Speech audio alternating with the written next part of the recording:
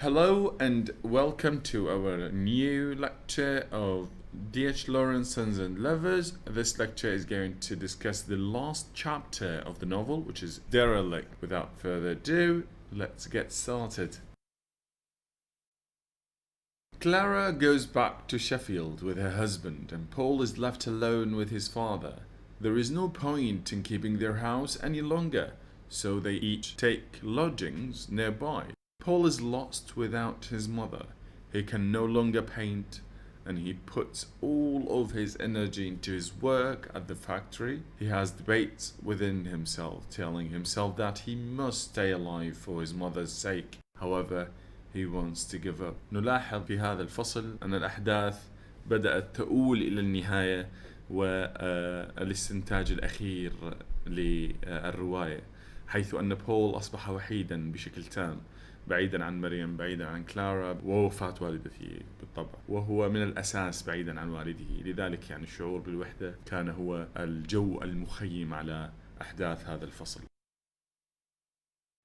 One Sunday evening, however, he sees Miriam at the Unitarian church. He asks her to have supper with him quickly, and she agrees. She tells him that she has been going to a farming college and will probably be kept on as a teacher there. She says that she thinks they should be married, and he says he is not sure that would be much good. He says he does not want it very much, and so she gives up.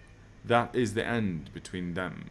She leaves him, realizing that his soul could not leave her wherever she was. Paul, alone, yearns for his mother and considers following her into death. However, he decides to leave off thinking about suicide and instead walks toward the town.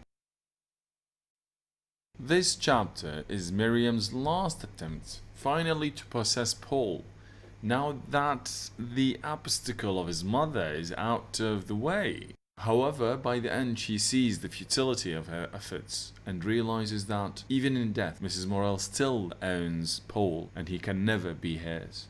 Paul says of his mother that she was the only thing that helped him up himself. Amid all this, and she was gone, intermingled herself. He wanted her to touch him, have him alongside with her.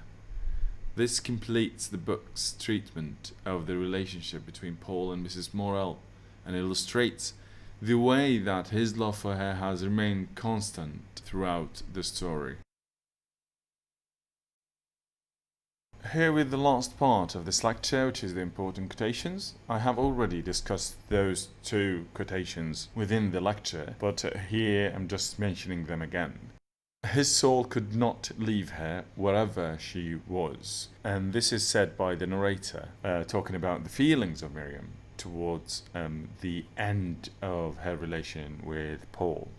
The second quotation says, she was the only thing that held him up himself amid all this, and she was gone. Intermingled herself, he wanted her to touch him, have him alongside with her.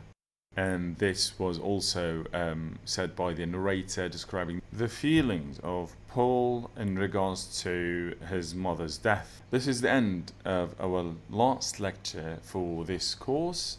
I wish you all the best with the final exams. Stay well, stay safe. Goodbye.